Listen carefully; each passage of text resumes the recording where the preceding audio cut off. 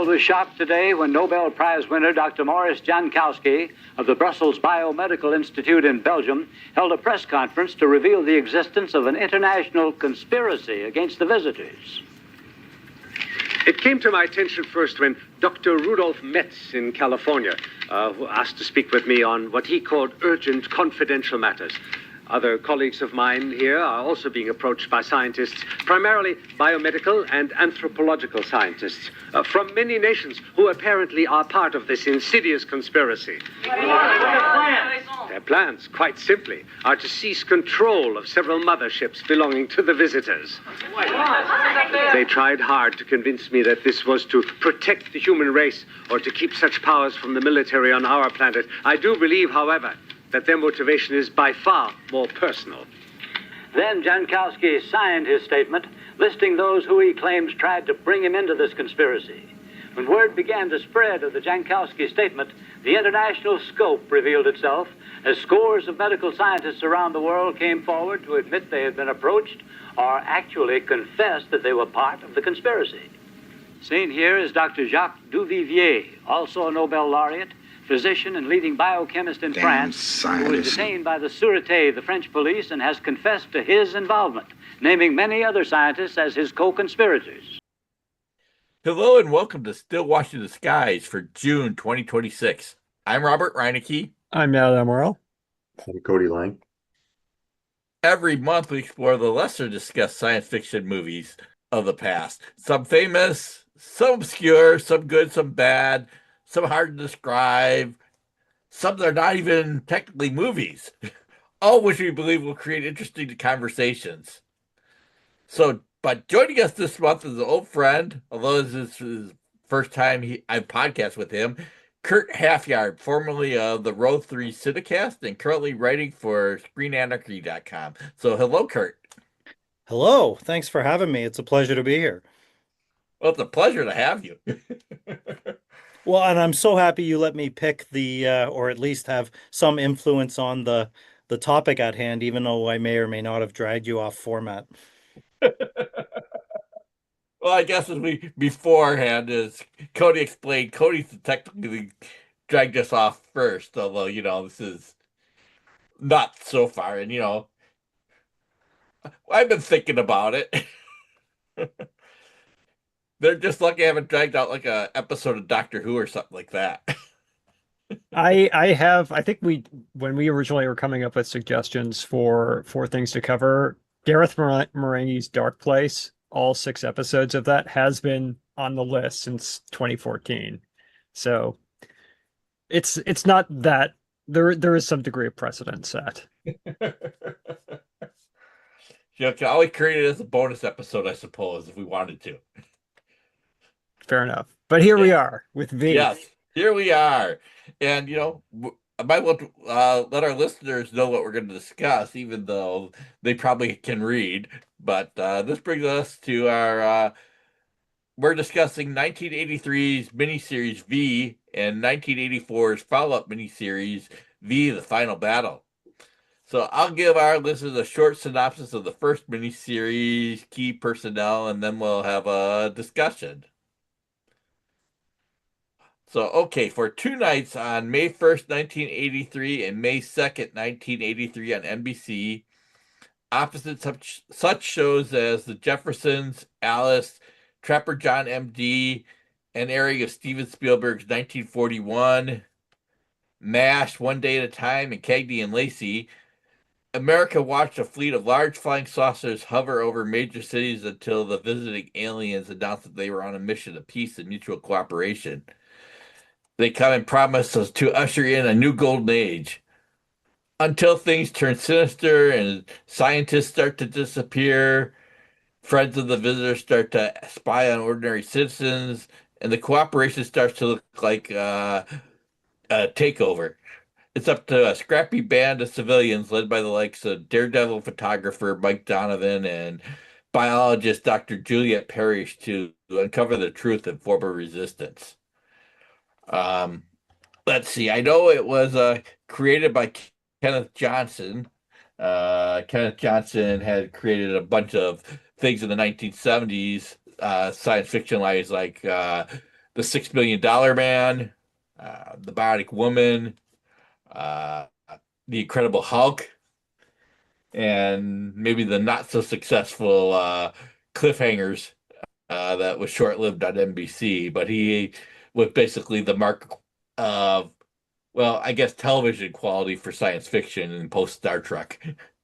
You're Um, forgetting Alien Nation. that would be Which would have later. been years later, yeah. um, so it aired on NBC. The cast includes, I'm not going to list everybody because it is kind of a sprawling miniseries, but some of the key characters or key actors are Mark Singer is Mike Donovan, Faye Grant is Juliet Parrish, uh, Jason Bernard is Caleb Taylor. Let's see who else there. Uh, Robert Leonardo Englund. Vino is Abraham Bernstein. David Packer is Daniel Bernstein, who is kind of one of the brown shirt spies or Hitler Youth. Um, Let me see. I have it come here. Robin Maxwell is played by Blair Tufkin. She has a relationship with one of the visitors. Her father is Michael Durrell. Uh, Sancho Gomez is played by Rafael Campos. That was kind of the uh, civilian side. And visitor side, I think we can lead off with Jane Badler as Diana, kind of the chief scientist and kind of the face of the visitors, at least the television face of the visitors. Um, Richard Hurd is John, who I guess is the head or at least the figurehead of the visitors. Frank Ashmore is Martin, kind of a fifth columnist, and probably most important of all, Robert Englund is Willie, the sympathetic visitor. Pre-Nightmare on Elm Street, Robert Englund, that is. So, um, I think that's kind of the principal things here. So, you brought it up, Kurt. You obviously have something to say, so why don't you lead us off? Well, I remember watching this as a child when it came out. I think I was 7. And it felt, to 7-year-old me, it was the most awesome thing to be on TV. And it kind of made me fall in love with the whole concept of the television miniseries which was kind of pretty popular at the time. There was like Roots Yep, and Ruth is um, big. was Showa also Yeah. TV? No, that wasn't TV. That was theaters. Or no, It not was Show, theater. but Shogun is what I was Shogun. thinking of. Shogun, yeah, and later The Day After, Yeah. which is a biggie. But anyway, we like the idea of like the Star Wars on TV, right? Because I think it would have Yeah. came out right around the time Return of the Jedi was coming out. So Star Wars was a big deal, and we were big Beastmaster fans. So Mark Singer being the lead. And I've watched it over the years. I have it on VHS, albeit I sold my VHS collection a couple years ago, so I had to find another way to get it. But yeah, it was delightful to revisit, and I mean the Nazi Germany allegory is both painfully on the nose, like with everything in the thing, but it's also so earnest about doing this on American television when I don't know, no one was really doing any, like, yeah, okay, you had Raiders of the Lost Ark and there were Nazis in it, but like this really engaged in a way that you really have to put yourself back in a 1983 context to understand that this just wasn't done on TV. And yeah, now I look at it like just it's charming how blunt it is about everything. And I absolutely embraced that aspect of it when I was rewatching it. Yeah, I would agree. I want to hear what some of the I did see parts of it when it was on. I didn't watch the whole thing when it was on TV. I think I was watching the Jeffersons at night. So, but I did see the big moment in the middle of the episode. Uh, but yeah, What's what did you that think? moment? Like the one where they eat the rodents, or? Yes. Oh, okay. That was huge, beyond belief. Like myself and my younger brother, mind blowing. Even though even at the time, we knew it was like a little wonky from a practical effects point of view, it still was so mind blowing. And now in watching it with my own children in 2026, like they're like, is this where the lizard people conspiracy came from? And I'm like, I'm not gonna say no. Like It probably it, is, though. Yeah. like so Yeah. many things, because V was so big, so huge, and it is so kind of disappeared now. But it was so big at the time. Like even things like Michael Jackson's Thriller outfit were probably influenced by the V uniforms. Like there's so much of this show that was such a big deal, and I know they Mhm. turfed it with the series that followed after the two miniseries that we talk about. But I mean, at the time, it was a big deal. Yeah, it was. And I will attest that it was a big deal. Um, you Well, know, I will say I've never like so before you guys picked it for the podcast, I've never even heard of it. Um, but I've been kind of recently, I've been talking to the guys about this too, like exploring more made for TV stuff in the American context. So I'm glad we picked it. It was sort of a happy accident. I haven't seen a lot of miniseries, like I haven't seen Roots. I've seen like obviously like, famous shows like Twin Peaks or whatever, but this um is a this is a pre-Twin Peaks era though, so yeah, adjust your no, like expectations. yeah, like so like TV from this period, I don't think I would have like I don't know. I'm trying to even think like what I saw in the like what I would have seen from the 70s in reruns, like maybe Taxi Mm. on TV. Well, So I don't know. But You like probably saw this Bad. is You probably saw All in the Family. yeah, maybe clips. Yeah. Like but yeah, like to me like this is like it has the same like I don't think it's any worse than a movie. Whereas other made for TV stuff that I've seen, especially in the last few months, is like, noticeably worse. Like the acting, writing, just all around bad. Um, but this is really good. Like well, this I had think, a massive budget when it came out, Yeah. like just a gigantic budget, and it was clearly shot. Like the version that I found this time to watch was formatted to the widescreen. It was not a square, so they clearly shot it on film, and they've released it at some point as a widescreen experience rather than a cropped television experience. So hmm. that's kind of interesting in and of itself. There's a lot of really good cinematography in this, like that you don't get with TV. Exactly what you said, Cody. Yeah, like it doesn't feel like it's shot like a television show, I guess is what I'm also saying. Like it seems just like a long movie. But it is like pretty similar to what we just see in today's streaming, where we might see like one season of a show like this or two or something like on Apple TV or Prime or whatever. Um, almost has like the same, like flow a bit. Like I wasn't noticing a lot of commercial breaks in the copy I was watching, like if there was even these natural breaks like that. Um, so yeah, I think it does hold up. I don't know if like some of the acting is the best, but I kind of let that stuff slide. Um, where because I like where the story goes. So yeah.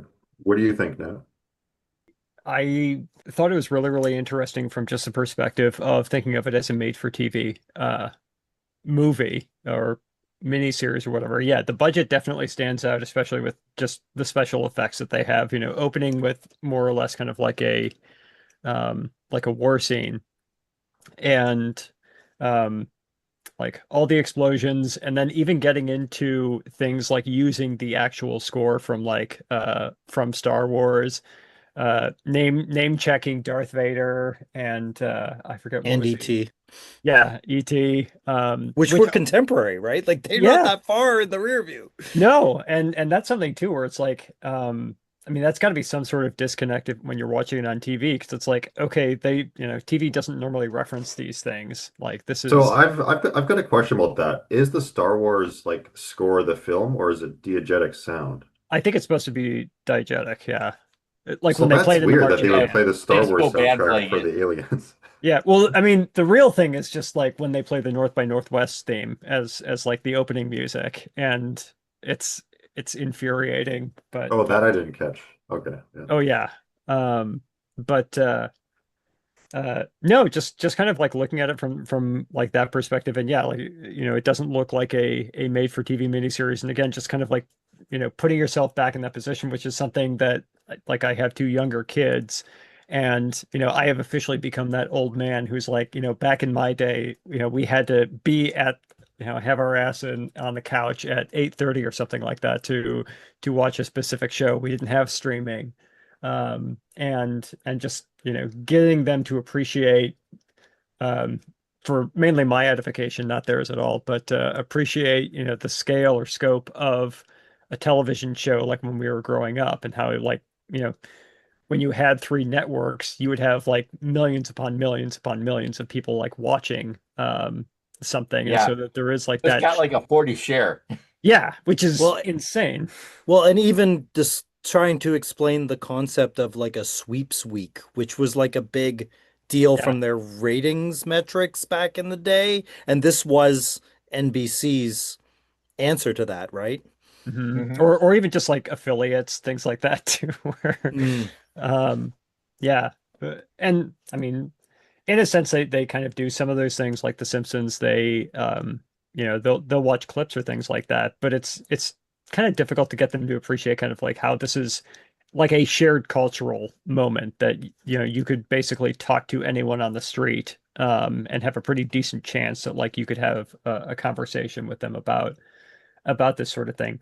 That said, this was my first time watching it, and even structurally, I this was my first time like really sitting down and watching it, but I knew the general premise of it, but I was still pretty shocked when they do that reveal, because they do it so early in that first movie, and I imagine it was even more mind-blowing how quickly that comes about, and how things turn. So in that, it just is really, really interesting for how it's constructed, how it looks, the event that it was, and I'm uh a little bit too young to know that. I don't think my parents probably would have watched it. They would have been like, that small percentage share that didn't watch it. But I am interested in hearing more kind of like about that as a cultural phenomenon. And I was thinking exactly the same thing too with the lizard people. Like I can't think of anything prior to this that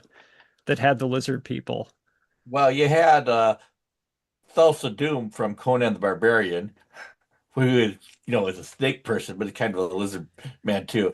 And But I but guess in Robert E. Howard did introduce lizard people as a foe of King Kull back in like the 1930s or 1920s. But I think when lizard people come up, it tends to be like this global conspiracy of like Yeah, people who are hiding in plain sight who are actually lizard. Like it Which, fits which much is the more to, literal plot of yeah, this exactly. series. Like my yeah. kids, because they knew nothing about this when we sat down to watch it for this podcast. I'm like, I'm watching V, and they're like, what? And but we all sat down, and I'm like, no, you want to watch this. This was significant television in 1983, and I'm like, it's got one of the great all-time internet sort of memey things, but it's a spoiler, so I can't tell you. And Mhm. they immediately picked it up. They're like, "Oh my God!" Like, and they loved that reveal. Loved the reveal. Yeah, And the lizard people makeup is good too. Uh, it is. I am particular. curious. Oh, go ahead. Go ahead. Particularly the shot near the end of the first series where there's the raid on the camp and Jane Badler's Mhm. face is torn off. Like I was looking at that extremely close when I watched it, and I'm like, that holds up with any prosthetics Mhm. today. It is so good and such a compelling image. Yeah, there's a lot more of it in the next, like in the final battle series, but they're very um They pick their they're battles. trained with how Yeah. many times they do it. Even laser blasts apparently were like very expensive when they were making this show. So like anytime a laser gun was shot was a very expensive act. So in a Jaws kind of sense, and this thing is constantly referencing Spielberg, but in a Jaws kind of sense, their timeline and budget and everything, the constraints actually probably improved the series. Well, I think Yeah, also, because you don't want every scene to be like just a shootout with lasers. Like Mhm. it's more interesting because of the characters that you're meeting. Well, Yeah. and I think it's, once they go into the space battle at the end of this installment, like it does feel a little bit like, okay, well, we got to do this because we're getting some of the budget because we want to look like Star Wars. We got to have like a laser fight. But the way that they actually get rid of the last ship by going into the tunnel is a nice little way of just not having it be pew pew explosion, but actually taking into account like the environment or the location that they're in, which is Yeah, but uh, I also feel like it's not like forced. Like, like mhm. remember when we covered Moonraker and we were like, yeah, this is obviously being done so that they can tap into Star Wars hype. Like this to me seems like it's like, whether or not Star Wars was made, like this seems to be like the story they want to tell. Well, Johnson, the director, was also the writer, and he wanted no like the original draft that he was shopping around before it became V was just a straight up totalitarianism, fascism rises in the United States. Um, and the NBC brass at the time were like, well, the Star Wars thing is pretty big. Like, if you make the inside the house Americans aliens, and he's like, yeah, that actually would probably let me get away with a lot more and offend a lot less people than if I pretended that fascism could happen in the United States in Mhm. 1983. So yeah, that's it. So it was both organic and like his, Star Trek did this for years. Like they could talk about things because they just put a layer of sci-fi over top of it. So yeah, I mean he wanted It's the allegory, Holocaust not stuff. political commentary. Yeah, he wanted that's the core of the series. Like I personally think the core of the first miniseries is Leonardo Cimino's character, like the Jew that like Mhm. sees it all. Like he's Yeah, like, of we've course. been Yeah. through Mhm. all this. And they should end it on his moment where he draws the iconic That spray is the paint over the best propaganda scene poster. of the It's first like part.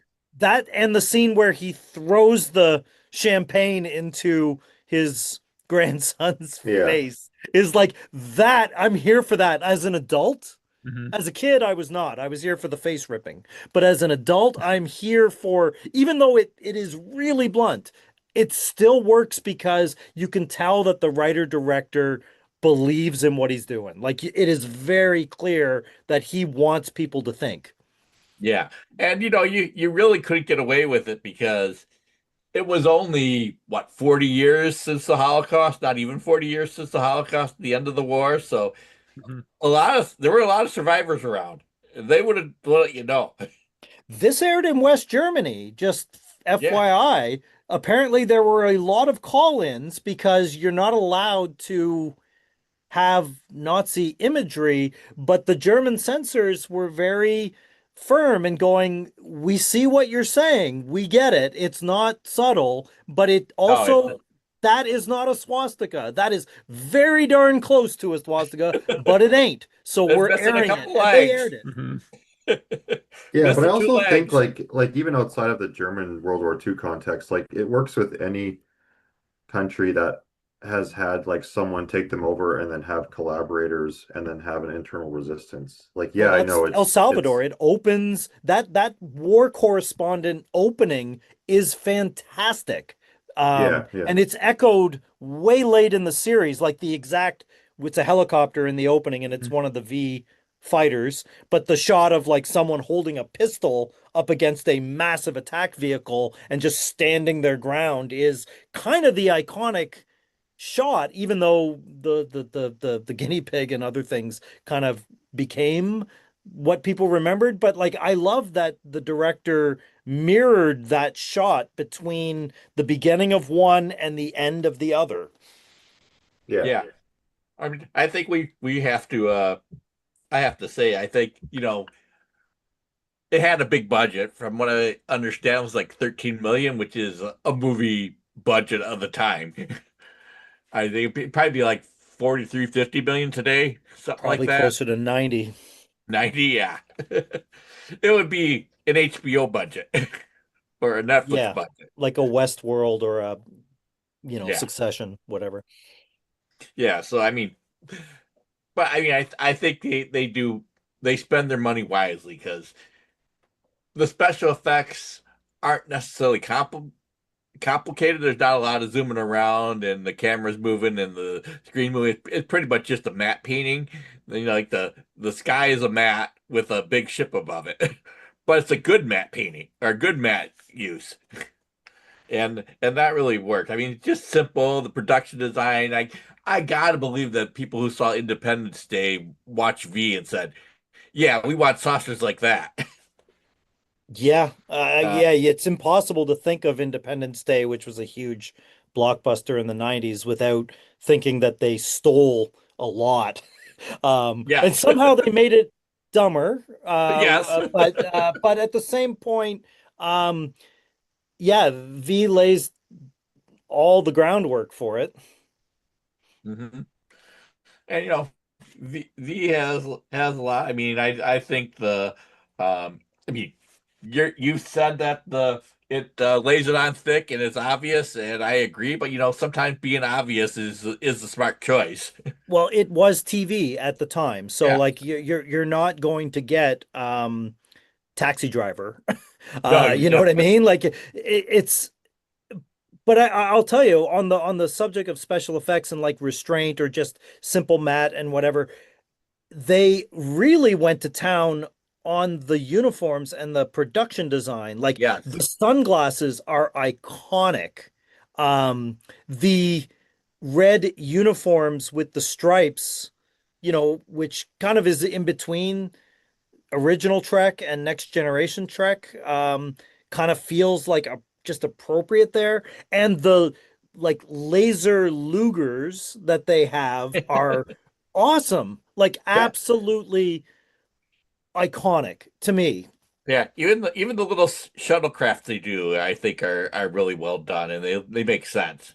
Well, they make so much use. Even the toys that the kids play with at the Hmm. beginning of the series are the actual models that they like. Now that is good filmmaking, but I think the absolute greatest innovation beyond the uniforms, beyond the gun, is the voice modulation for the visitors' voices, because Yes. that some they're like, how do we make them so that they're different because they're just human looking or whatever. And all the creative people had all these crazy things that were just impossible to do. And then some tech guy says, we're shooting mostly on location. We got to ADR the hell out of this thing.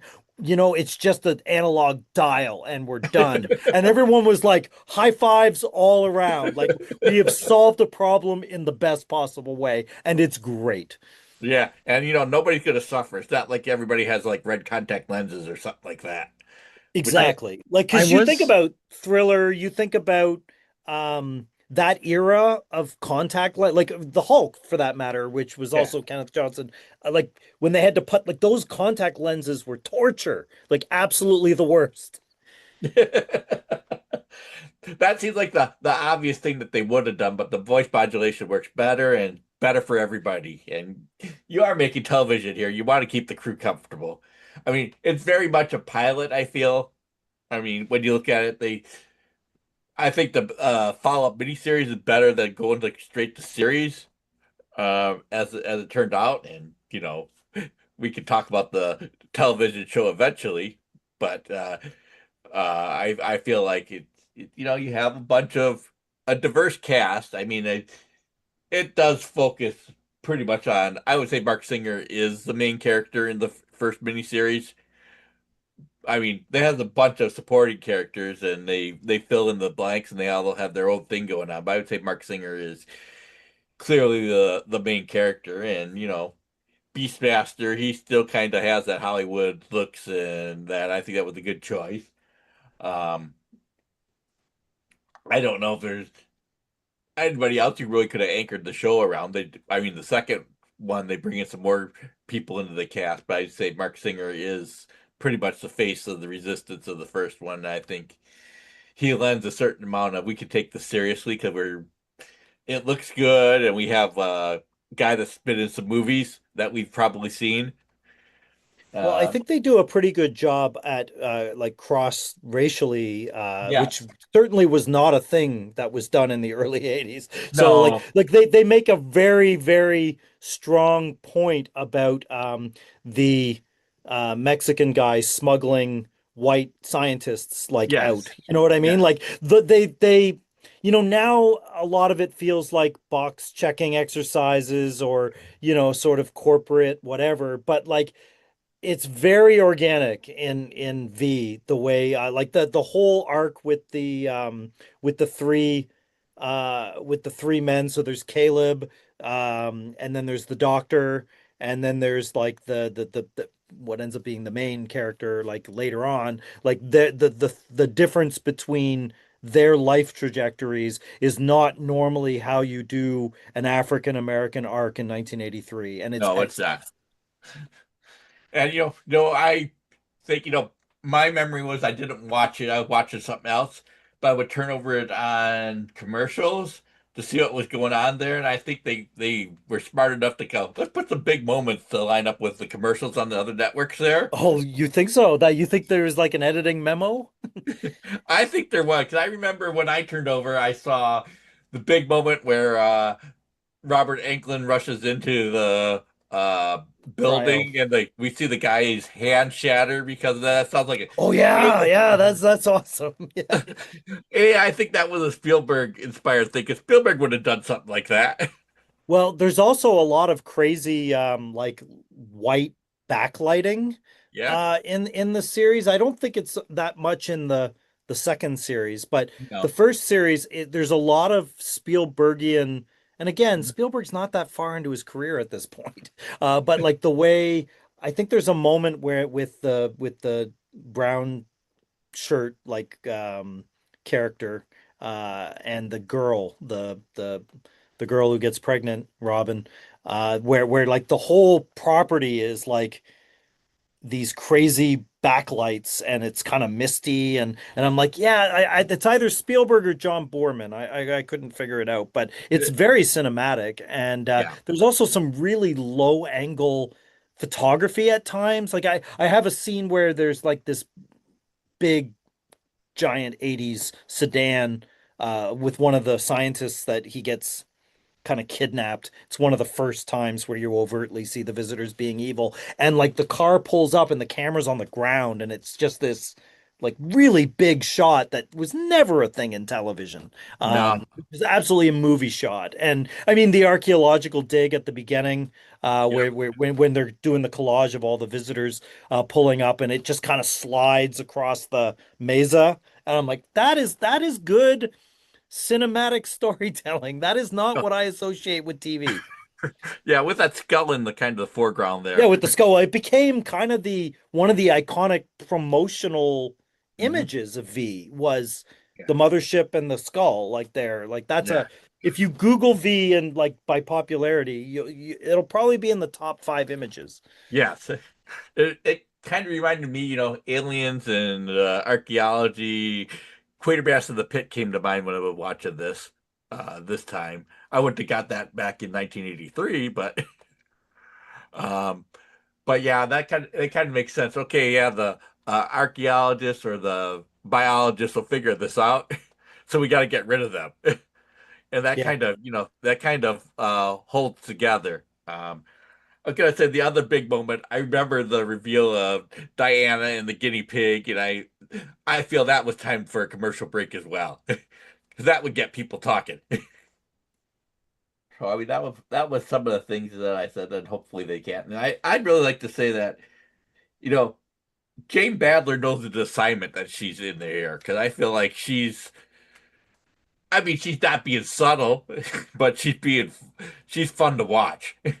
she's not in the original series, like the first miniseries. She has a very small amount of screen time. I don't Yeah. believe she comes and blossoms into her full lesbian camp mode until the second series, where it is, again, watching this with a 2026 lens, is insane. Like, there is a discussion around camp that Yes. almost needs to be had with this series, but that doesn't really come into full focus until the second I would series. agree.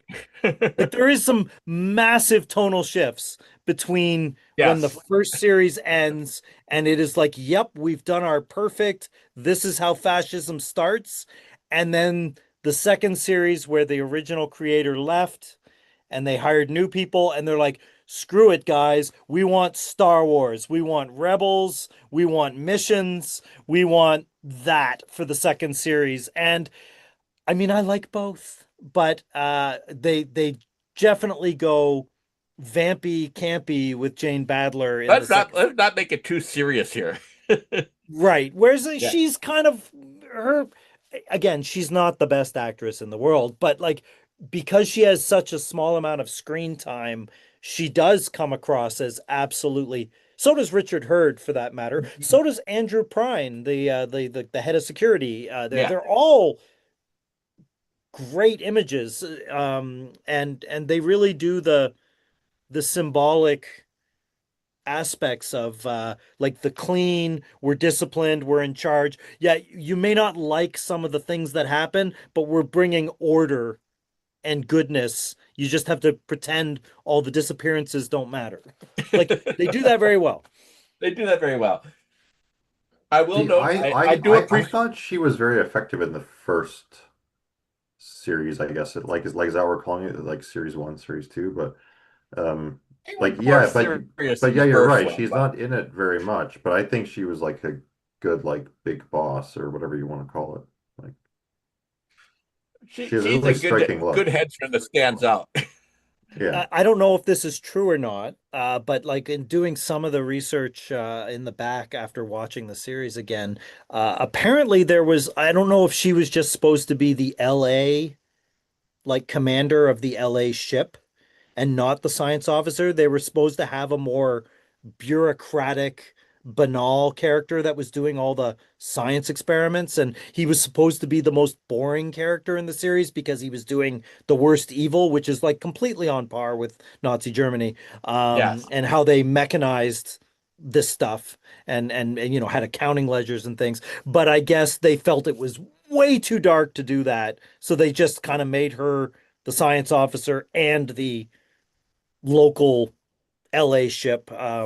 I mean, if there's one thing I had issues with V and now, is that I'm like, I would have liked to have seen what was going on in Paris. I would have liked to, like, I want the Sense8 version of V to exist, Mm. where you have it going on in multiple countries, so I can see, it's not just the LA guys that are going to rebel. Like, I would have liked to have seen, like, what was going on in Bahrain or in Tanzania, Or the Soviet Union. or this, yes, or But don't they kind of like Berlin. hint at that in the second series? Like They they do. sort of hint that there's a like an international group. Like you Yes. Yes, but like but because like it's an really American show. half-assed, really half-assed Yeah, hint. no, no, Like, I'm not saying like you It's actually two had guys like that show up. yeah, yeah, but like they are hinting that it's not just Mm. happening, like it's not just the US that's resisting, like it's like, happening more places. NBC lost the great opportunity to do The Office with V. Like, have every Oh, like you country mean do like do their like own other version of yeah. this. No, it's Yeah. true, yeah. But that would have been a bigger scale. Like I don't know if that would have been possible. Like I guess it's Oh, it possible, was but so far beyond, even though this was a yeah. massive budget miniseries, anything like that would be. I mean, I believe, again, I don't know if this is true or not, but I believe there's so much location shooting in the original V series is because they did not have time to build that many sets. So they're like, we're just going to shoot on the streets of LA. Yeah, We're but going to I shoot the actually real think that factory. Yeah, but that actually works better for it, I Oh, think. huge. Yeah, It's because it like makes I've it been I've been watching sci-fi from the 90s, like a lot of Babylon 5, and they're all sets. And I like the show, but it's really, it kind of takes you out a bit. Whereas this, I don't know, like it's not like as good as They Live, but I do kind of, it's sort of like a precursor to it where you have, Yeah. this resistance movement that, and it's a very ham-fisted, direct allegory. Although this is more direct, I think, in some ways. But Did you yeah, know that Babylon 5, he was originally trying to do another V miniseries before Babylon 5? Like no, he I didn't talked to know the that. studio to make a continuation where they kind of pretended the TV series that followed didn't exist and they Yeah, would like carry I'm on I'm not with surprised. Michael Like, Ironside's character. yeah, I'm not surprised though. Like the guy, like so, like Babylon 5 to me feels like just like one story, like one Yeah, long it was the first vision. one that I know Yeah, that was a continuous, like what you would call modern, like Mhm. post-Sopranos yeah. television. And this Um, is like kind of a precursor to that. I feel like it's just not, it's just not 20 episodes a season. It's more manageable. Yeah. Yeah, what? I think it was a good point about all the location shooting adding to it because I think they want to make, yes, it could happen again. This is not set in the past, it's set in the present, here and now, in America. And I think, all that works for it, pushes it forward. And, I think even it's dedicated to like resistance fighter, past, present, and future, which, I think kind of gives away the game a little bit. And it does. It does. I it, don't recall it giving away the game in 1983, but it gave away the game to me in 2026. but I like that, and I kind of note that this is kind of like Army of Shadows wasn't out in the U.S. yet. It wouldn't be for another 20 years, Right. Well, Criterion, weren't they the and people that originally released that? it it Released it was. over here? Yeah, I think sometime that. I mean, it came out, and it's like late '90s, early 2000s. Actually, got a theatrical release over here, and I mean the other Resistance thing I can think of is what Hogan's Heroes over here. I mean, it's like they didn't really deal with Resistance ever over at here, other than maybe now and then that they're pulling some things off to help the U.S. out Well, over here. So the this is kind. some of the more edgy television that followed on, and again, the creators of this show have constantly credited V, was the reboot of Battlestar Galactica. There's a point in that series where the suicide bombers are the good guys. Like this is really aggressively trying to make Americans rethink what like resistance is and what it could be, and like they did that show's not perfect, but they did some really edgy stuff. Like this is right after 9/11 that they were doing it too, which is Yes, insane. yes. And they have credited again and again that like we didn't think we could get away with this until we saw V, and then we're like, yeah, if they did it, we can do it even better. Yeah, I mean, I think it is a little bit on the nose. Well, it's a lot on the nose, but it's effectively on the nose. And I kind of have a little bit of problem whenever it goes into action mode. I feel like there's some good action. I mean, the opening stuff in El Salvador, at least in Latin America, is good. But some of it is okay. You're trying to do Star Wars, and you're not doing Star Wars Well, as well as they do Star Wars. But you're trying. I get it. well, it's think of more of the like the plane ship scenes, like the air battles are just, Mhm. static. whatever. Yeah. Yeah, well, think of the arc though of that one guy that Mark Singer stands beside when he tries to escape off the ship, and he calls him out because he's not speaking, and then later he's the guy piloting in the, like we were having fun with the fact that that character doesn't seem to have a name or any other screen time other than to get in like aggressive matches coincidentally with Mark Singer's character. Yes. It's just kind of funny. I don't think they intended it that way because they have a limited number of actors and stuff, but it's infinitely charming for me to watch this and and the way that plays out. It's delightful. But yeah, I mean, I'm a like they spent a lot of money and it looks good, especially the production design. I think the production design is definitely a highlight here, and the art direction, the costumes, the action, and the cinematography. It's still television of the 1980s, but I'm willing to live with that. It's a bit more When you get dynamic everything else though here. with the outside stuff. Like, so maybe like should we like kind of like are we talking about both in the same time, or are we still talking about the first one? This might be the time to bridge into the second one. Okay, Yes. so I'm just curious. Like, I was doing a bit of reading too, but I'm not well versed in the history. Like, what is the reason why the guy got like canned? Like the lead writer or creator, I guess you would say. Like, is he just like did they just like it was successful and then they said, well, we can do it without you now, or what's No, the story no, that there? is not what happened. He wrote the script for the or at least the framework of the story for the second part, and the network was like, everybody loved it, but enough with the allegory. We want action, action, action. And he is like, that is not what we're doing here. And they're like, we don't care. So so he walked off in disgust. Like his pseudonym is not Alan Smithy for the credit. It's like Lillian Louis Weezer, I Weezer, think which is like Yeah, that is it's not weird. you don't make a name like that unless you're pissed. So it wasn't like thank you very much and move on.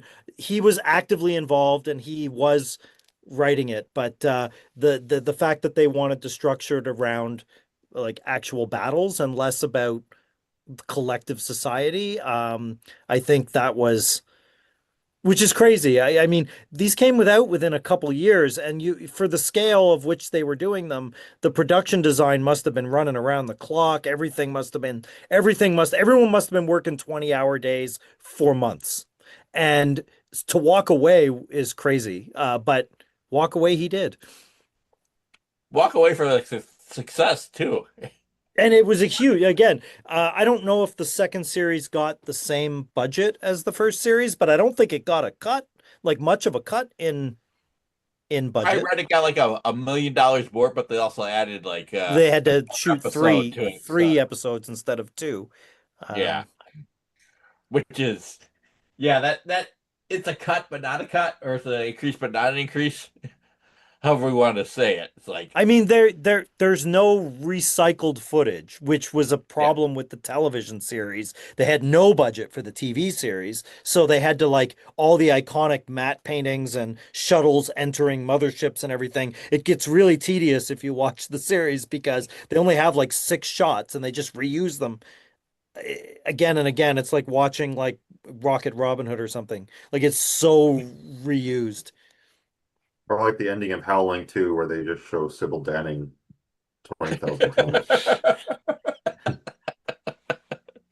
Well, I wasn't thinking I about don't that know. today, but You guys can correct me if I'm wrong, but the sets on the ships, I don't know if it's in the first series or the second series because I did watch them all together, but half of the alien ship looks like Star Wars, like the Yeah, Death Star, and then the other half, like the nefarious, we're storing all the bodies half, looks Looks like like the ship Alien. from Alien. Like, which yeah. again, there's Yeah. less than a decade like of time between these, and so clearly, like they're not homaging these things because they're classic. They're referencing them because they're current, and but it does work. Like I they kind of like the definitely. alien looking room where they were showing all like the bodies being kept and stuff. That was Yeah, cool. the pods and Yeah. Yeah, well, good. Again, they even have a shot of like where you're transitioning from, you're going from like the Star Wars part of the spacecraft directly into the alien part of the spacecraft too. Like, no, that definitely stood out as well. And yeah, that's another thing where it's like you're only 4 years removed at that time from Alien, which is strange. Like that was that influential and so soon. you wonder if the production designers on V or V the Final Battle like called up Fox and were like, "Hey guys, how did you build those alien sets? Like we want to do it at a slightly lower budget. Like can you give us some advice because it is just at the end of the day, it's just some dark aluminum, like anodized aluminum and some fluorescent lights. Like, but I mean, clearly they either figured it out on their own or they actually called them up because everyone would have been contemporarily working, right? Like, Yeah. Well, it's like that same octagonal like structure to the room too. So yeah, yeah, it's and yet it works because the tone of V is so different from Alien and Star Wars. Like it's such its own thing that even though it's like nakedly stealing some production design elements, the other production design elements, like I said, their version of the laser pistol and their uniforms for sure with the hat and the swastika with the two dots and all that is so much their own thing that yeah, they're like, fine, that's what a spaceship looks like, you know. I could also see that being on their mind where it's like, okay, how do we do like class systems or class structures within science fiction? I mean that is a pretty distinct element, I think, within at least the first V miniseries is looking at like how are these groups who are like, a blue collar worker and then like a white collar either journalist or scientist kind of like getting along or coordinating like these efforts Yeah, and Robert even within Englund that, has to do all the yeah, work to stand in as the one blue collar like visitor. nice alien, which is another thing too. I wish they would explore a little bit more in the first one is like the defectors from the visitor side or I'm those happy who, that they didn't make the visitors a monolith. Like there's yeah, actually a resistance or at least a, cantankerous political faction inside their landing party, which I think is a great innovation. You're right. They They're don't not get a to hive do a mind. lot. hmm Yeah, you're right. They're not a hive mind. It's more realistic to think like you're like the society that's taking you over has, different opinions within it, and they have different ideas on what should be done. And, this like Robert Englund's character is like more of the humane side. Like we just want to take what we need, not everything, and not destroy your whole planet. We just want to, you know, get what we need, and then we'll maybe be more of like a friendly adversary, I guess, instead of Or just even a like, trading partner. They could have gone that yeah, yeah, way. I mean, yeah, like a the trading Martin partner. Yeah. character, who's really the face because his accomplice just gets to take off her clothes. Um, I was like, that actress is so shortchanged because she's great. Mhm. But like they don't give her much to do. She carries around a decoder enigma machine at one point in the later series, but wow, do they not give her much to do? But Martin does a lot. And he's such a great actor and such a compelling character that it is kind of unfortunate that we don't like he just kind of capitulates to the humans. He doesn't you don't see what they're doing. hmm No, Um well, which and even is a choice. even with Willie too, like with Robert Englund's character, he's like the one person, or rather the one visitor who actually struggles with like English. Like when you first meet him, he's what is he saying? He's lost, but he's saying he's just, and just like the arguments that starts, where you know he's the one who's kind of like getting the brunt of human wrath before they even know that the visitors are bad guys, and it's like he's the one person who, at least at this point, who's just trying to be nice and trying to get along too. And Well, they do have a nice little piece of exposition when Richard Hurd, like John, the main commander, Mhm. is like, forgive our English a little bit. Yeah, I wish there was more of the polished officers that might have had a bit of a like idiomatic turn of phrase Mhm. rather than them being just perfect across the board. I get it, it falls in with the Aryan race superiority thing, but at the same point, yeah, watching Willie struggle with the language and watching the relationship that he has with the lunch wagon lady Harmony, who is Mhm. a fantastic actress. Again, another character that is, in my opinion, profoundly shortchanged Yes. in the series because every time she comes on screen, like that great sequence, I don't know if it's a diopter split where they've got timer explosives at the factory and she steps on the gum and like that they hang the whole shot. It's all this one unbroken shot of her um seeing that it's a bomb and kind of backing out and then seeing Willie, and it's the actress nails it. She's wonderful. I think they have a little joke in the first miniseries about Willie. They said that he was reassigned. He had learned Arabic. Yes, Yes. yes, you're right. Yeah. Oh, been sent to the Middle East, it would not have been a problem, huh? Well, it's weird when they all line up at the factory. There's a couple mixed race visitors. There's an Asian woman, like she has no speaking parts, but I'm like, and they seem to imply that they would have had skin suits like to match the racial makeup of the country. So I guess that was a bit of an oversight on the Willie Arabic thing, because he's pretty clearly Caucasian with Well, the that's why he was reassigned. yeah. I don't know. They You're didn't have enough retconning. suits that were of a different color, so they said, well, can't do that. Though I will say, I think Robert Englund is one of the standouts of these miniseries.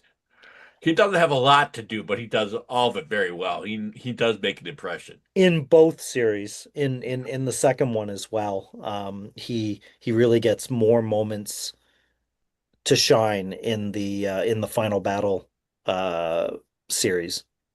Yeah, it seems like they say, yeah, he's good. We got to give him more to do.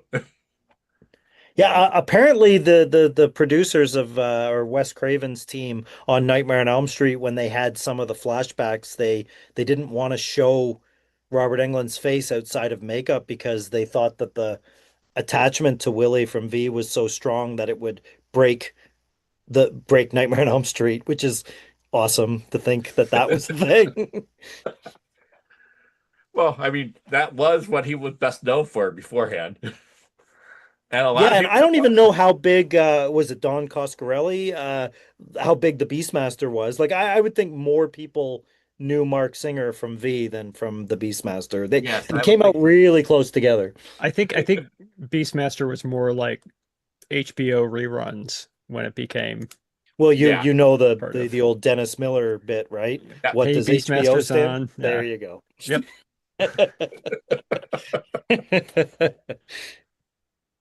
And I do note that they do bring in some.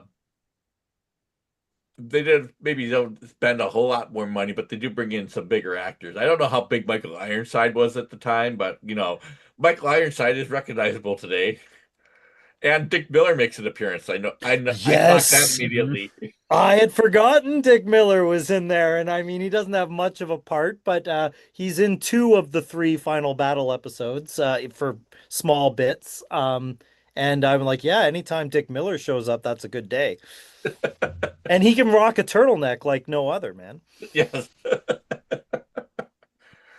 Yeah, I don't know how, but I mean, if you're a Canadian, Michael Ironside is huge because all of those tax shelter year horror movies, including Scanners, which is probably the biggest one, like have Michael Irons. He's in Prom Night 2, he's in Scanners, he's in Visiting Hours. Like there's a certain era of Canadian schlock horror that Michael Ironside is like he's like the man, like so yeah, watching him um yeah, when he shows up in the second one with the musician Mickey Jones, um, as the as Cody said, the stand-in for the global resistance. He Yeah, 2 guys. he's immediately iconic though. Both of them are like the way they show up, the way they like just try and take over. Like you can't take your eyes off Michael Ironside and his wispy, balding, blowing in the wind little patch of hair. Yeah. That's one of the things I think they don't get enough out of. Okay, none of these guys are trained fighters. How are they going to be resistance? It's like, no, they're just going to be resistance. It's like, yeah, we're going to go stage raids and all of this. And it's like, Yeah, we don't we kind of are kind of skipping some steps here, aren't we? We're going from like, yeah, these are badasses now, but these are really just civilians. And it's Do like they Michael Ironside shows up, you go like, yeah, he's not a civilian. He knows what he's doing, and it's like, clearly just watching him walk, although I don't know why any military expert would walk around with like the Uzi, which is like the shittiest, jammiest, worst aiming gun ever invented. But like he does the way he walks, we were just watching Michael Ironside's body language is awesome. It's just lovely. The way he holds the gun, the way he holds his sight, the way he turns corners. Like Michael Ironside is having an absolute blast at being like basically the jerk. Like he's yes, racist, he's cocky, he's everything. Like when they jump between series, they have this weird dream sequence that is kind of the bridge when you come back in a year later if you were watching it at the time. But did they ever articulate like a length of time? I mean, I clearly think they said like 4 months. it's within the pregnancy, I guess would be Yeah, the because uh yeah, what she is had not given birth yet. yeah, she's very pregnant in when that series is going on. And And her they say pregnancy it's is one of the accelerated main too. arcs of the series, right? Yeah. And they say it's an accelerated pregnancy too, so it's not Oh, nine okay. months. So it is under 9 months then. Yeah. Which is And that baby okay. grows very fast, and yeah, it's like a scientific marvel type thing. Yeah, the baby though, the whole like the if the guinea pig was the iconic moment from a special effects point of view in the original series, in the final battle, the double birth with the tongue Yeah. was the iconic, and it's the end of an episode, but it is the iconic scene that everybody talked about in the second series. Like that whole I don't think that the lizard baby is all that great as a prosthetic. It reminds me a bit too much of Ghoulies, the off-brand Yeah. Gremlins.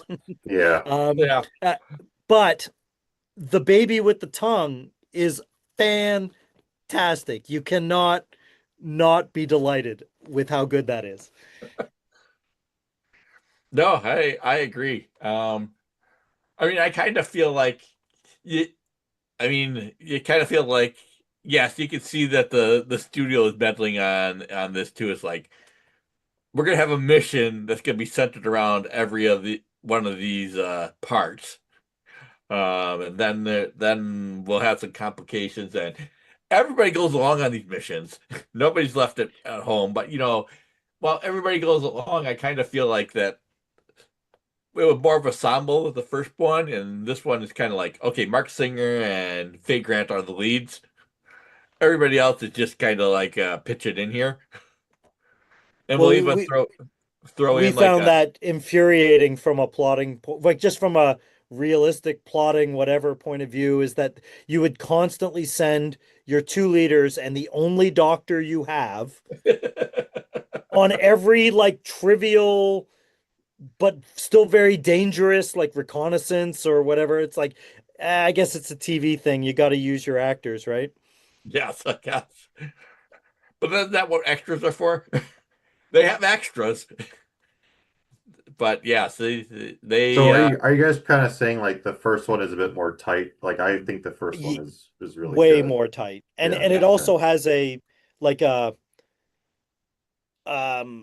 it's a complete story, whereas despite having like a pretty, you know, Star Wars A New Hope kind of ending, the second one, um, it feels like there's a lot more filler in the final battle. There's no filler in the original series. It knows what it wants. It knows the arc. It ends on the revolutionary symbology. They never really pay off the we're going to contact our way out of this situation.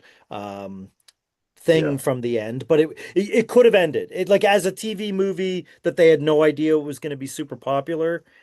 They could have ended it on that ambiguity and it would have been fine. But I feel the final battle people, it's more exciting, there's more action, but they somewhat diminish the allegory or just drop it altogether in the second series. And it and again, and I do feel we should have this conversation of how much they lesbian camp up the second series. And The they bring whole in Sarah mind. Douglas to Well, be the Sarah big Douglas, who's heart. awesome, and Yeah.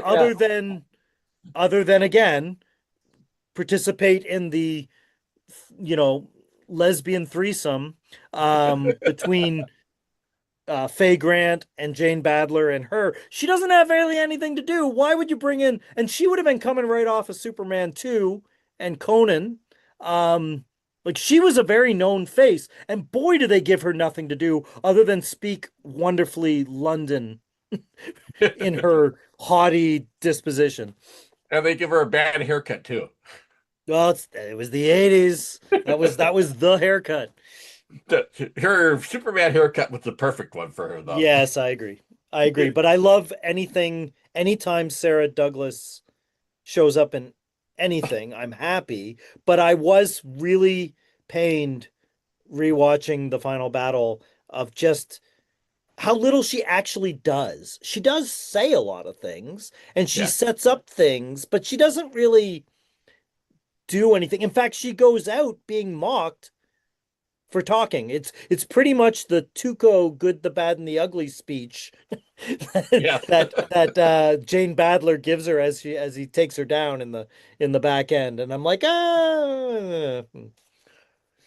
And I do feel that, they lean so much on Star Wars in the second miniseries. I think they kind of muddle their allegory because, They do.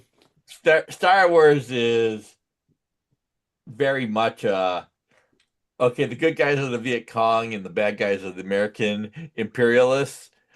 Uh, while V is certainly uses the Nazi metaphor, so you kind of mix the two of them. I think it kind of you need to be more of a these are the French resistance, so we should be doing French resistance things, not getting these stand-up battles all the time. And I feel like that kind of is part of it. But that's maybe that's just saying I wish it was a different show, the second one. I wish it was more Army of Shadows than Star Wars, but it is what it is. So Yeah, there's no way they were like given the mainstream success of the first one, there's no way they're going into the sort of lean, John Le Carre kind of spy mode. After they wanted action and they did want action, yeah. but action costs money. Yeah, no, they spend the money. There's also I should point Yeah. out in the final battle sequence, there's one camera shot which is just magnificent. It starts on the Hollywood sign and the camera pans all the way over to like all of them set up in like resistant fighter mode and then down to the little cave entrance where they're doing a hostage exchange. One clean, beautiful cinematic take, which is about as anti-TV as you can get. They're definitely trying. They are trying. Even Yeah. in the second series, they're trying, but I do feel like the whole conversion stuff, which I actually thought was way longer, the mind control. They allude to it in the first one, but they actually show it in this one. And I feel that is, again, I'm going to keep saying it, on the lesbian camp scale, it's fantastic. It is peak, like the whole her reflection and then the other girl or Faye granted the bodysuit and then her like being her That mother tight and her bodysuit. dominatrix all at the same time. But then they have it intercut with like weird like 2 million BC oversized macro lizard shots. I don't know if I like that. Yeah, they are trying something there. I mean, I think that's kind of it. They're trying something, but they're trying something that I kind of like. You had it, and why are you doing this when we want more of what you had in the first miniseries? But I like the addition of Michael Ironside. I more Robert Englund is good for me. Yeah, there's a lot more Robert Englund in the second Yeah. series. It's less sciency, I guess, and the allegories less. I mean, they ultimately solve it, but it's that I do like how they resolve the Blair Tefkin plot where she murders the guy that impregnated her. So good Oh, for it's her. great. That scene is great. You know, I also kind of note that they have an abortion discussion. They said, yeah, we're gonna get an abortion here, and it's you don't do that nowadays, but Yeah, they just they said, can yeah, again they can thank Ridley Scott and Alien for that. Like that's really does play out a lot like the John Hurt sequence when they try to give the abortion and it kind of won't let them. So yeah, then they conveniently they get to have the discussion and be very progressive, and then they get to still go ahead and yeah, do what they want. It's kind of nice. It's actually for all of the bluntness of the first series, some of their tricks in the second series are well masked in how they get to have their cake and eat it yeah. too. They really blow the budget on the balloon sequence. I really do feel we're gonna hire all these people and actually shoot them in balloons, like the hot air balloons, I mean. They must have just found a hot air balloon rally, and And just but I mean I feel like that is really well shot. There's one guy again that's got to be giving himself a high five where he gets the balloon with the sun behind it and it just yeah, does the sun reveal. Like there was a lot of high fiving around that shot. It's very nicely done. And it really does again belie what television looked like in 1984.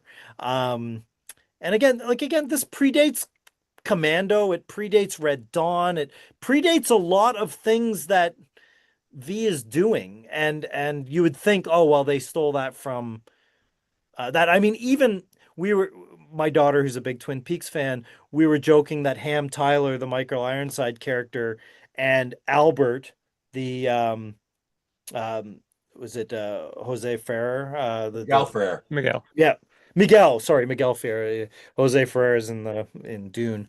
Um, but yeah, Miguel for like character like Albert have a lot in the way that they just come in like a bull in a china shop, but they also are competent, and they also have the soft underbelly. I really like again.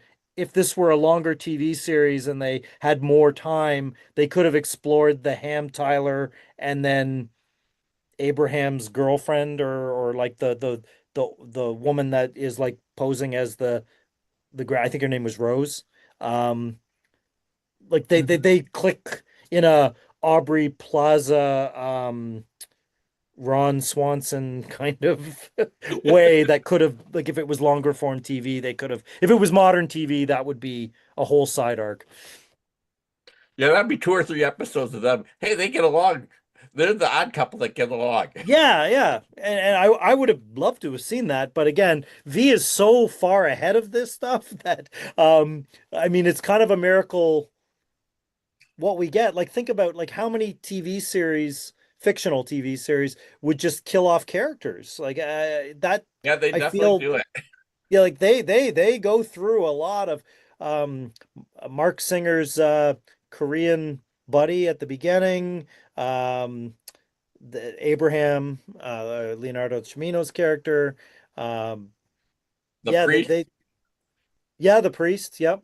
Yeah, like no character is guaranteed to live in V. I feel there's enough tension there that wouldn't have been typical at TV at the time. Maybe I'm wrong, but that's how I feel. I do feel there's at least one, probably two, too many escaped from the mothership. I feel Yeah. that kind of deflates a lot of tensions. Like, oh, Yeah, but the parachute scene is wonderful. yeah. Heck, I it think is a it's parachute because scene. I think it's because the second mini series is 3 episodes. I think they're just kind of spinning a bit.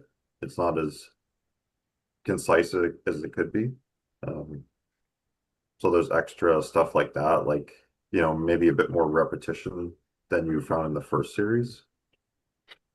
I think so. I think you're right. It's Yeah. also got 90 minutes extra Yeah. of time, right?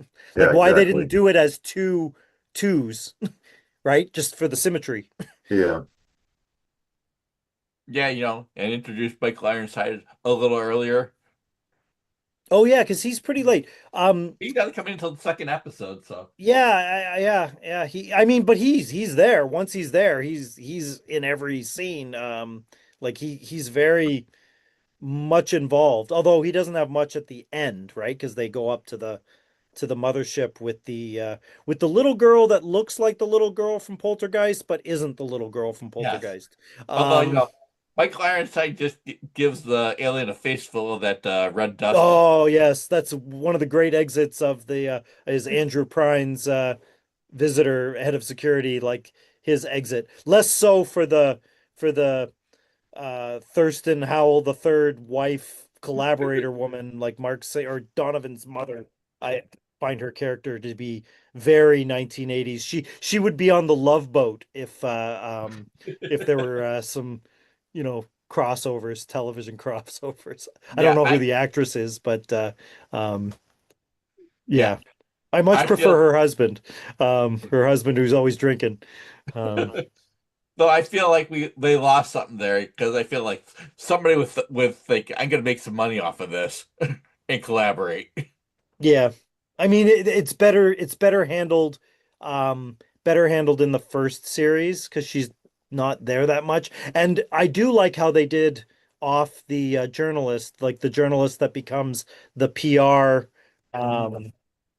front person. Like I liked that arc and that action sequence or that whole we're gonna cure cancer element with the hospital is actually really well done. And like you say, like Cody said, some of the other ones, maybe the water uh facility is a bit more filler. Yeah, and like who brings along unstable dynamite or whatever it is. Yeah. um, So what do you guys think of like the red dust stuff? I mean it tracks with the absolute environmental irresponsibility of the 1980s. Just throw as much bacteria and hope for the Yeah. best. Like but there is one character though I think that does um make the connotation to DDT or like other chemical warfare. I Yeah. mean, even there's a whole Manchurian candidate element going on in the second series as well. That feels like it's referencing some of the more irresponsible like wartime programs, but like they do not frame the red dust as being irresponsible at all. It's no, they don't. it's It very looks utilitarian. it looks very cool. Though. You could have done like it's a radioactive fallout type of situation with it too, but it's the cost of winning the war. Yeah, and Yeah. I don't think they ever address it in the follow-on series that like science has unintended consequences when you just go with the unfinished first draft of your superbug. Right? Like the end of V is the beginning of a lot of sci-fi like Snowpiercer or The Stand or whatever, like it's kind of funny that they're like, no, it just all worked out. It's the 80s, man. Um, Yeah. Well, speaking of the 80s, I think the space baby will solve it all. Deus Ex Machina yeah, is kind of a bad choice. yeah, it feels so clumsy, unfortunately. Well, you I could have guess done something because in the corner. yeah, it does feel well, it's a time like a temporal corner. Like I feel it's kind of like Game of Thrones. If they draw it out to its logical, proper amount of time to resolve it, rather than like Deus Ex Machina, let's wrap this thing up. Yeah, I don't quite get um, the nuclear magic of whatever happens with the. Although I do give huge props to the line the It means peace line, given by the woman that can only take her clothes off and has nothing else to do. Like I'm like, oh, you're layering clumsiness on clumsiness at the end. I still love V, don't get me wrong, but I can pick at its flaws. Oh yeah.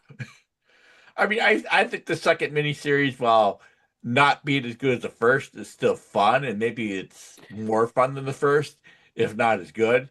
Well, we have to I talk find the about Yeah. we have to talk about the they changed the theme song. They kept the slow zooming in spray painted V, but they went from like a Jerry Goldsmith-esque score at the beginning of the original series. In fact, if you listen closely enough at the beginning, it almost has echoes to Jerry Goldsmith's The Burbs score, which is an odd pairing because that's also about them hiding among us and xenophobia and all that stuff. But I But mean, that's there's like like 8 years later. Hmm. there, yeah, which would have been way later. But there, it's uncanny if you know Jerry Mhm. Goldsmith's score from that film. Like there's like melodic beat for beat. But then the final battle opening score is amazing. It's like this weird fusion of Blade Runner Vangelis and Escape from New York, John Carpenter. It's awesome.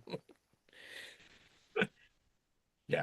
I'm just gonna say I find the first miniseries superior, but I find it more engaging because I engage with the ideas, and I don't engage with the ideas, although it is certainly fun and entertaining, and it does wrap up the story. So Yeah. I wish it had just been there. If it just wrapped it up there and ended it there, I think we'd all it all be kind of regarded as a moment in television that never be repeated. But I don't think the television series ruined it per se because nobody talks about the television series. Oof. Like it is like all of the bad stuff of original Star Trek without any of the good stuff of original Star Trek. Like it is bubblegum and duct tape and soap opera at times, and they really lean into their worst instincts. I did not rewatch it for the What purposes of what talking to you do guys, but they I still traumatized by it. what do they actually get into in the series? Well, the fascinating thing is they get into what the original writer director Kenneth Johnson wanted to do with the final battle, which was her contact space Okay, radio so it does signal. have like the It was other, supposed to bring a third race, yeah. not only bring in the supreme leader, which is only vaguely mentioned, kind of like the Emperor in Star Wars. But like they actually bring in a third alien race that's even worse than the other Yeah. than the visitors. And then they do all sorts of, like I said, it's very old Trek without the high quality of writing that old Trek, like original series Trek had. And I mean they lost all their budget. It's so cheap looking, and they lose half the cast, and it's a hot mess. It's a That's such a good idea though. Like that, and that seems like also a Curtnip idea where like it's not the ambiguous ending. It's like that glimmer of hope is immediately extinguished by like an even worse threat. Yeah.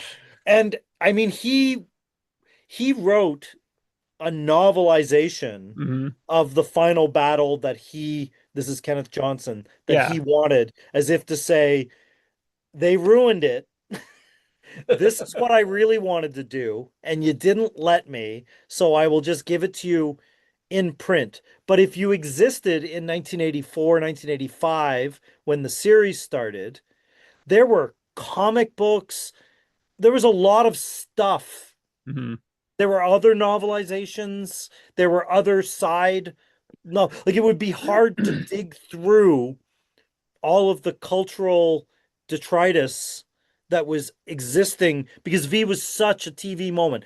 That to find his book and somehow block out all the noise and yeah, I mean it never he pitched it again in the like post Battlestar Galactica reboot Hmm. to say, okay, let's do it again. And they actually did make a V TV series in 2009 Yeah. with the escort woman from Firefly, Marina Baccarin. something or other, Mhm. Deadpool's girlfriend.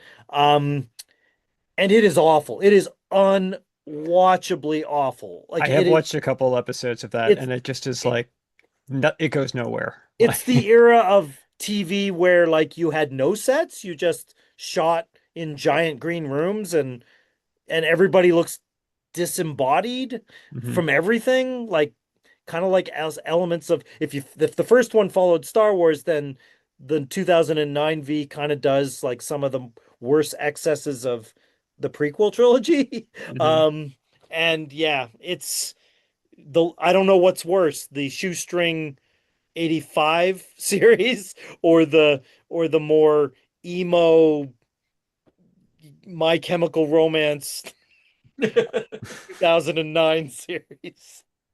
You know, I did look up the comic book series, which ran for almost 2 years, at least ran for 19 issues. And I looked at the creators on that and I go, I know these people. These are Yeah, talented people. and the art is great. Like the actual illustrations and the covers and everything are like this was not a like just a cash in. They took the comic pretty seriously. Well, you can draw whatever you want in a comic. You just need to tell. That's true.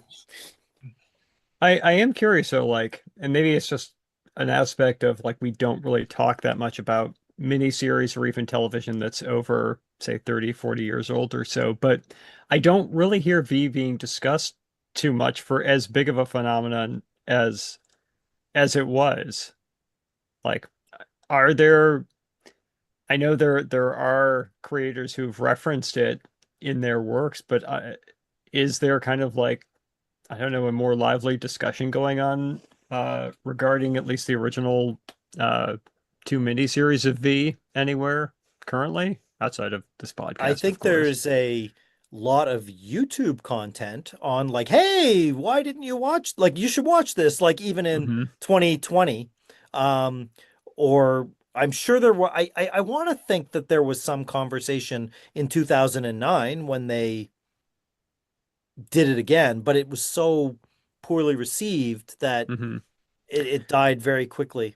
So Or You know, even with like how many how many television shows of say just like the 90s or 2000s would just do direct references or callbacks to bits of popular culture, like especially with television. It is strange that of how many I, moments there are within this that we don't, you know, you don't see like a Family Guy cutaway joke of like somebody eating, the guinea pig, or spray painting, the poster, which is curious because I think like, I mean, The Simpsons in the 90s would seem like they would eat that up.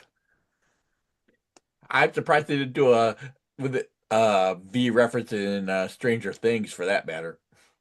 yeah, Yeah. well, because Stranger Things is such a facile, like Yeah, no hyper kidding. stylized, lazy garbage version of the 1980s. Like, I mean, for all the nostalgia that it aims at, like Gen Z and Gen Alpha kids or whatever, it's Stranger It's Things not is the 80s. obnoxiously surface veneer. Like it only plays the hits. It's not going to play that one cool song that you remember that didn't quite survive. Um, you know, Yeah. popular Or culture. But like it was or a even a had big to thing be that there kind of song. yeah. Or yeah, everybody had a Evil Dead poster in their room, even though Evil Dead didn't play anywhere outside of maybe New York and LA. Well, yeah. Well, one of the greatest homages like that's so deep cut and so awesome is the I can't remember the two brothers that directed the film, but the Book of Eli with Denzel Washington and Mhm. Michael Gambon and Gary Oldman.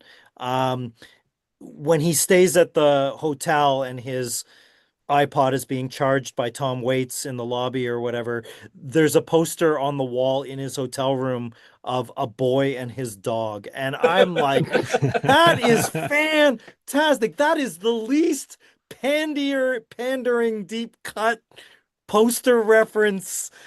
I mean, it's on the nose, like Yes. given the movie, but wow, he is like saying only like 0.1% of the people watching this is gonna get that. Right? I think when I watched Sentimental Value and we have Oh, the theater Stellan, goes wild.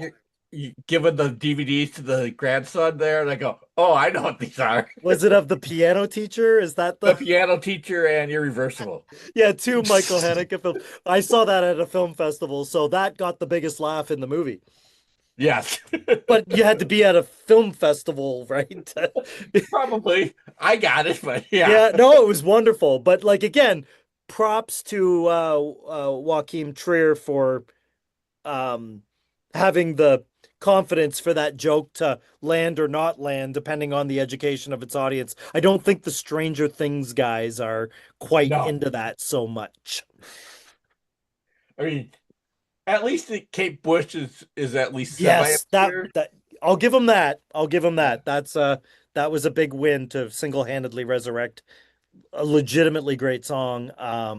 That references itself references a movie, does it not? I think The that's Wuthering Heights that references the movie, or Hammer Horror. Well, maybe I don't know. no, there's a horror movie that is sampled in that song. Um, Okay. but I can't remember. Um, Again, to come back to the Burbs, I know Joe Dante references the same horror movie with the Satanist book. But anyway, no, I'll Yeah. give that to Stranger Things. The Kate Yeah. Bush Renaissance I, pretty good. I will hold against them that no No V. Iggy and Maul was showing a preview of Day of the Dead. Right, right. No, And but just let teenagers in. you're right though, Nat. For as big as it was, and for how many like two miniseries and a full two-season TV show, like it did drop off the face of the map, and it does not get the you know Seth MacFarlane Simpsons, so, which is crazy. I There's enough people like that would be Gen Xers that would absolutely remember that. Like it would be a legit thing to do, and it would land. I mean, the lasting legacy may just be the lizard people, but again, we're not even sure if it goes, if it Well, and originates there. again, as something so popular at the time that's Hmm. so forgotten and then resurfaced as a meme or like a whole QAnon kind of element. And then the origins, I mean, the moment you watch it, it immediately locks back in. But Hmm. like most people would say when they were saying Donald Rumsfeld is a lizard person, most people would not immediately go to V. Hmm.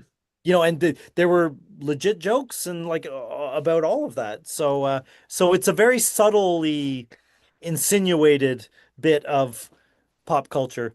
And in a way that actually kind of may work in its favor because um you said that you were showing that to your daughter and that she fully embraced it, and kind of being able to actually go into something blind these days is kind of a gift, especially if it is something that is genuinely enjoyable. Um, Doubly so if it does have like some connection to contemporary culture, which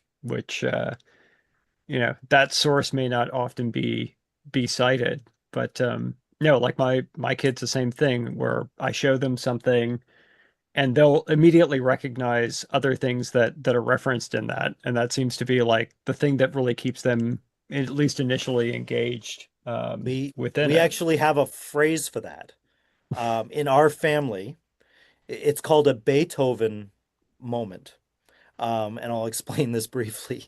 Um, we were playing this card game, Apples to Apples, with my niece. Oh This is yeah. many, many years ago. And you throw in the card that matches whatever card is up, and then someone votes. And my niece, who was like 4 at the time, and she threw in Beethoven, which won. And we're like, Taylor, do you even know who Beethoven is? And she's like, duh, the dog. And so that is a Beethoven moment for us. Like when you're coming at something from a secondary, tertiary, referential source, and the original source is kind of lost, and you but you kind of have a vague note. Like it's a very, and it happens more and more because television comedy, like the Fairly Odd Parents and Rick and Morty's and The Simpsons of the world, are constantly referencing. Like The Simpsons alone was powered with Kubrick references, you know what I mean? Like, and so people when they were kids watching The Simpsons may not have seen A Clockwork Orange, you know, like it. And so, yeah, I always find that fascinating. And the more culture winds up and becomes just a pastiche, an anything goes sampling, yeah, the harder it is to bring someone in cold to something because things just float, you know, and they're remixed and changed and memeified, et cetera, et cetera. Oh yeah. Well, and I mean with my kids too, it's like not even TV shows that are referencing it, but it'll be like a 30-second YouTube clip or something that just like is an AI recap of like an episode of something, which I'm glad they still have the attention span and the desire to actually watch like the source material. But yeah, like just being bombarded by like all these references without understanding the context. And 20 years ago it was like, well, there's no generation now that can grow up and be surprised by the end of Empire Strikes Back. But oh well, I'm becoming the old man.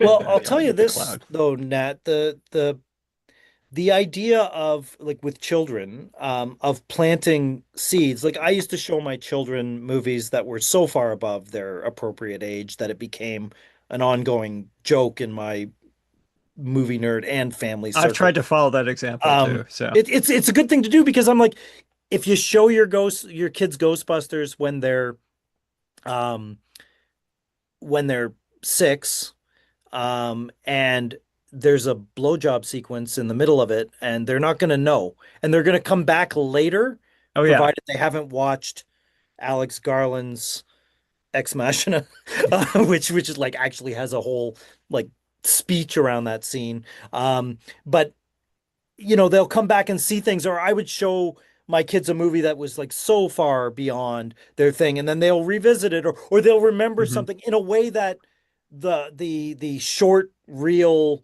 Oh yeah. vertical content slop doesn't. You know what I mean? So there is an element of that you can harness that organically to some extent. Like, and like you said, it draws them in because they're seeing, like I'm pretty sure I saw Natural Born Killers before I saw Bonnie and Clyde. And so, it's a way to understand where things come from and what is changed and so forth. But you're right, it is pretty hyper these days. Like the 3-second AI recap is just, that's dystopian. And maybe it is just a catalyst to actually get them to watch that though, because like no, my daughter just came in and said, "Can we watch some episodes of The Simpsons?" I'm like, yeah, absolutely. Yeah, why would you ever say no to that, right? Yeah, I know, exactly. And it's like I know the good seasons too, and they have them. But I failed with my nephew last Halloween. My brother-in-law let him know that Night of the Living Dead was in black and white, and then all of his interest dropped away. Then, so I will say my could kids have watched the Tony Todd one. Could have maybe. I wanted to show them the original. They've never really had an issue with black and white. Like they were able to watch the original Most Dangerous Game, and I was very, very proud of that. But which you followed immediately with Zodiac, I hope. That might take them a little bit longer to do. But my daughter, she really likes horror movies, and one of my proudest moments as a dad is taking her to see the 50th anniversary of Jaws last year. Nice. When they were playing that. That is you see it in the theater, movie. right? Yeah. Oh you yeah. see it in the theater. She dressed as Quint for Halloween. So nice. I hope she did the scratchy chalkboard at one point. Well, we had a cat bed that was in the shape of a great white shark, and so my wife cut holes in the bottom of it where she could put her feet through. So Oh, she actually nice. was the Awesome. Quint She's the dime. climax of Quint's exit. Yes, but Well, go ahead. I was going to say the black and white thing is it's a tentative thing. Like I know I feel your pain, Robert. Like if you're like if it's a nephew uncle situation, but like with my kids, like when they were really young, I only showed them black and white Hmm. silent movies. They didn't know any better. Like to watch like Buster Keaton and Chaplin movies, they're so expressive and visually, and they don't require like even you don't need to read the intercards. You know what I mean? Hmm. Like you could just watch them. And there was a theater here, well, the Review, which that would show them on the big screen on Sundays. So like, and I mean, there's no one on earth that isn't entertained by the general. Like, there's just it is No, so if you it's do it, so impossible. then later when they when they were starting to just watch, contemporary movies, kids movies and whatever, but they never forgot that like there's nothing wrong. Like there was never a point to frame a silent or a black and white movie as anything wrong. It's just another thing, Yeah, more options, not More less. options. Yeah. Yes. Yeah. I will say my one success was I did show my nephew and nieces Godzilla King of Monsters, and they love that. So Can't go on. This was the Raymond Burr cut or yep, the the or Raymond the Bird. yeah, that my Not kids grew fast. up on that. A friend of mine gave me that VHS and I'd put it on. I was always amazed at the patience they had because Godzilla only pops his head up a couple times and it is actually a movie that stretches kids' attention spans instead of compresses it like a lot of modern pandery um content it does. It's like yeah. Yeah. Well, I So think I think this is probably a good point to get to our next month's movie. That's going to be your choice, Nat. What's it going to be? Oh, give me a moment. I have my list up here, and let's see here. Sounds like Uh, someone forgot. no, it was in the back of my mind. Oh, one other thing I noticed here, which probably wouldn't have got, you mentioned other things. Were they at Spawn Ranch in the final We battle? all had that moment too. I think it was like I don't think it was literally that. I did not see when I was looking it up like of all the locations, but wow, that would have been weird if it was. Um It certainly seemed like it could have been. well that moment and the one thing I never got a chance to bring up, which I don't know if it was subversive or not, but there in the I think it's in the first series, there's maybe the final battle, there's two characters smoking pot in the visitor's ship, and then the one visitor who's visibly stoned starts fishing around the dumpsters. I remember it was such a fun scene when we were kids because he's like Moses in the visitor reverberated voice, and he gets in shit for eating in front of the homeless guy, and whatever. And I'm like, we loved the idea of the Mousies, just the way the actor intones it, and we thought it was really funny. But now that I look about it, I'm like, were you allowed to show smoking pot on Not the on air? TV, I And don't think. like, it feels like, how did they get away with that? Maybe because it was an alien that Well, was no, high. but the turncoat Jewish kid, brown coat kid is smoking pot with them, right? They're both stoned. And not only like it doesn't imply they're smoking pot. You see them smoking pot. I just thought 83, good on you that you were cool with this. This is like right in the middle of Reagan just say no kind of Exactly. era, right? Like it's kind of a I don't know, I feel like they got away with something. Okay, I Probably, think the censors are probably paying attention to other things in there, Like Maybe. like guinea pig eating.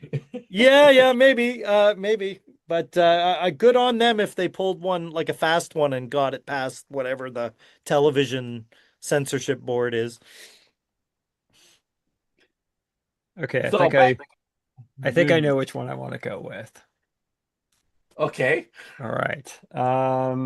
One that I think we probably have been circling for a bit. But I think we'll at least make an interesting discussion that even if we don't enjoy it, but it will be the 1996 classic, The Island of Dr. Moreau. Oh yeah. Ooh, that's a doozy. Oh yeah. Please watch the documentary with Richard Yeah. Stanley. Yep. Both of them, both the Island of Dr. Moreau and the follow-up where he's like in the Where he Pyrenees locked or whatever. himself in the room or something.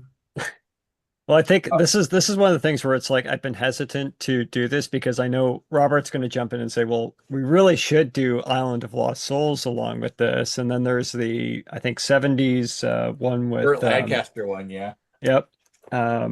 So there's like a naturally supplementary material that goes with this one.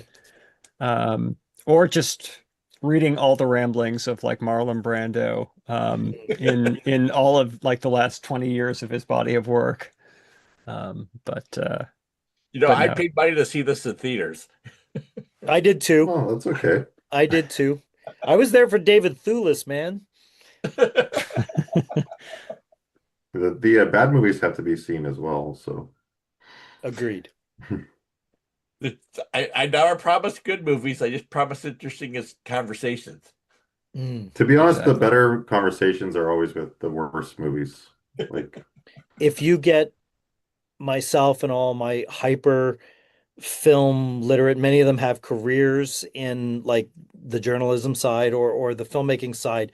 The only movies we talk about at the bar are the bad movies. Like like the bad movies are the most fun ones to talk about. Oh yeah. What went wrong? Or did it go wrong? Like it's due for a retrospective because we're 30 years out from this. yeah, maybe it's actually good. I don't know. Probably not. Mhm. No, Val Kilmer does have an amazing Brando impersonation in it. Oh, right. Yeah. All right. You guys want to wrap it up or? Yeah, I mean, Okay. thank you for coming on, Kurt. Yeah. Anything you want to plug? Well, first off, this was an absolute pleasure to partly relive my childhood and really get on all the nooks and crannies of the series. So yeah, thank you huge for having me on. Uh, if I'm gonna plug something, it's actually gonna be retro plugging in the vein of this, and it's all the shows that Nat and I have done on long form television, some of the greatest television series. We did a whole mini podcast on The Prisoner. We did a whole mini podcast on the greatest thing ever made for television, I Claudius. Boom. I agree. We did a whole mini podcast with my wife, and that on the BBC Pride and Prejudice miniseries, which never got mentioned in Iconic, I guess, because it's British. And it's someday, at the risk of jinxing it, we will get around to Deadwood because We that is will. definitely on the table of things to go back because that is You one of the better contemporary golden age of TV series, and they it finally wrapped it up. So when we were talking about this, there was no final wrap-up movie made. So no, and I have David Milch's book. You did promise me Blackadder though, but so I will right, hold we you were to gonna do that. Blackadder right after also one of my wife's favorite pieces of television. But yeah, we like the British stuff. What can we say? Nah. We will do So what are this. those podcast shows called? Are they just named after the TV shows I or think like? we actually did have names for them. I have completely forgotten we called them microcasts, but we also had I think I Claudius was Ecce or Ecce Claudius.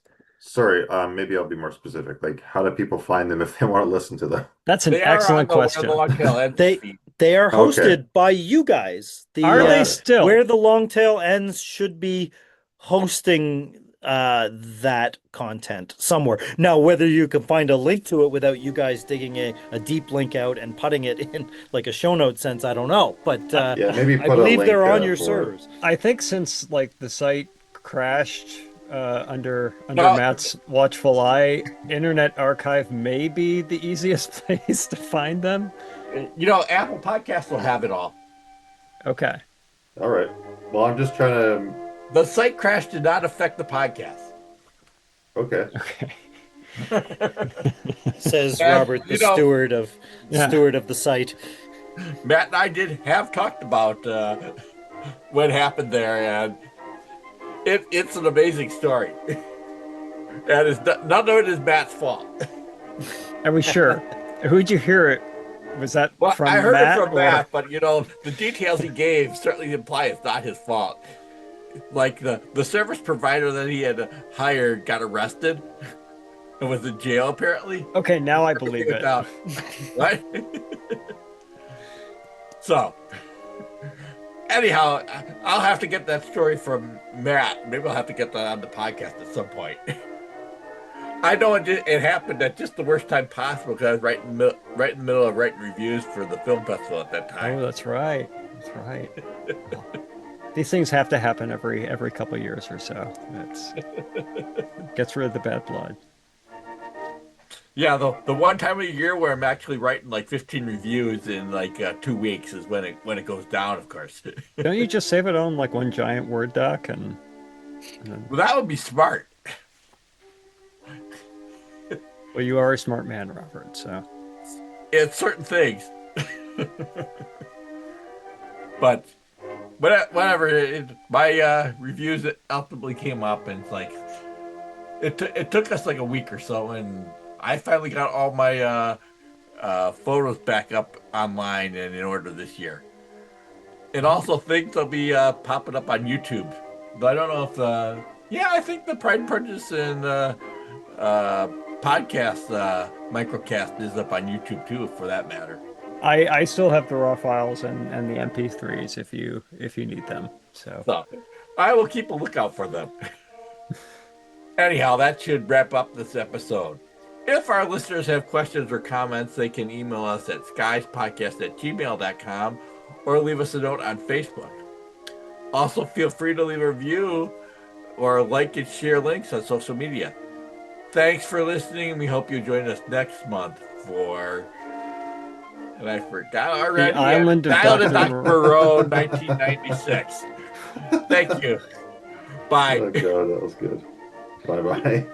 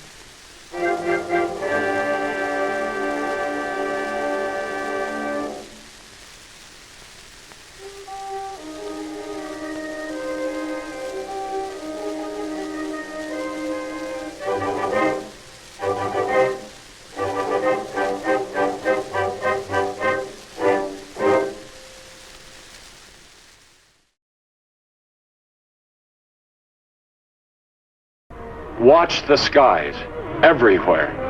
Keep looking. Keep watching the skies.